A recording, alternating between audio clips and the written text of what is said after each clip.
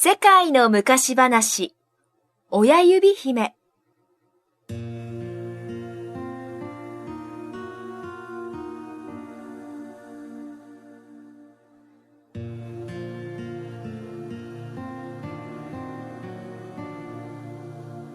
むかしむかし、一人ぼっちの女の人が魔法使いにお願いしました。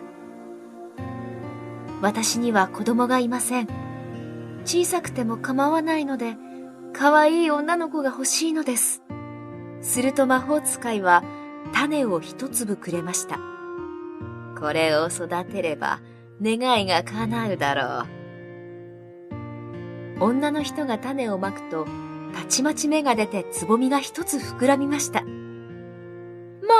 あ、なんて綺麗なつぼみでしょう。女の人が思わずキスをすると、つぼみが開きました。するとどうでしょう。そのつぼみの中に小さな女の子が座っていたのです。女の人はその小さな女の子にキスをしました。はじめまして。あなたの名前は親指姫よ。女の人は小さな親指姫をそれは大切に育てました。親指姫はお皿のプールで泳ぎ、葉っぱの船を漕ぎながらきれいな声で歌いました。そして夜になるとくるみの殻のベッドで眠ります。お布団は花びらでした。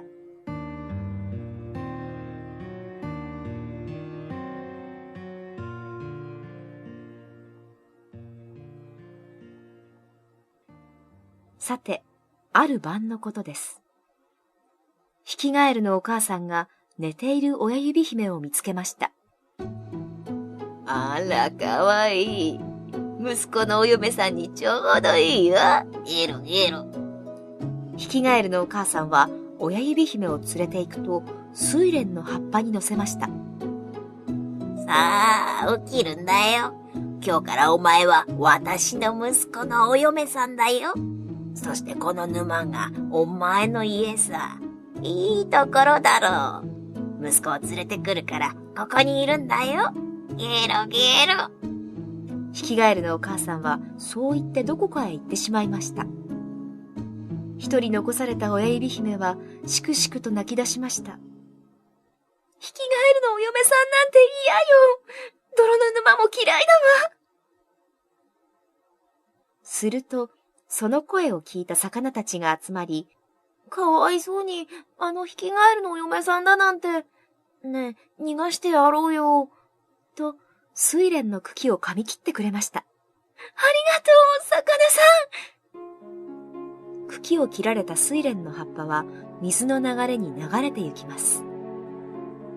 親指姫は、飛んでいた蝶々にお願いして、葉っぱを引っ張ってもらいました。蝶々のおかげで、葉っぱはどんどん川を下って行きます。するとそれをコガネムシが見つけました。おや、珍しい虫がいるぞ。コガネムシは親指姫を捕まえると森の奥へと連れて行ってしまいました。おかげで親指姫は森の奥で一人暮らしです。親指姫は花の蜜を食べて草に溜まったつゆを飲んで葉っぱにくるまって眠ります。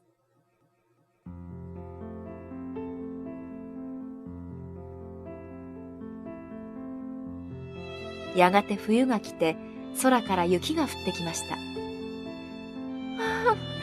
なんて寒いのかしら。寒さに震えながら歩いていた親指姫は野ネズミの家を見つけました。寒さで困っています。どうか中へ入れてくれませんか。親指姫が声をかけると野ネズミのおばさんが出てきて言いました。おやおや、かわいそうに。さあ、中はあったかいし、食べ物もたくさんあるよ。遠慮せずにいつまでもここにいるといいよ。こうして親指姫は野ネズミのおばさんと一緒に暮らすことになりました。さて、野ネズミの家のさらに地面の奥にはお金持ちのモグラが住んでいました。なんてかわいい娘だろう。親指姫を気に入ったモグラは毎日遊びに来ます。ある日のこと、親指姫は怪我をして倒れているツバメを見つけました。優しい親指姫は毎日ツバメの世話をしました。どうか元気になって、もう一度歌って。私、あなたの歌が大好きよ。春になり、すっかり元気になったツバメが親指姫に言いました。あなたのおかげでまた飛べるようになりました。さあ、一緒に南の国へ行きましょう。南の国はとってもいいところですよ。ありがとう。でも、行けないわ。どうして？だって、私がいなくなったら、お世話になった野ネズミのおばさんが寂しがります。そうですか。では、さようなら。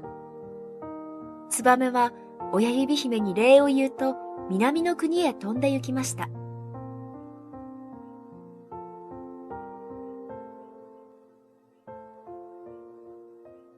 夏が来ると、野ネズミのおばさんが言いました。親指姫や、いい話ですよ。なんと、お金持ちのモグラさんがあなたをお嫁に欲しいんですって。よかったね。モグラさんに気に入ってもらえて。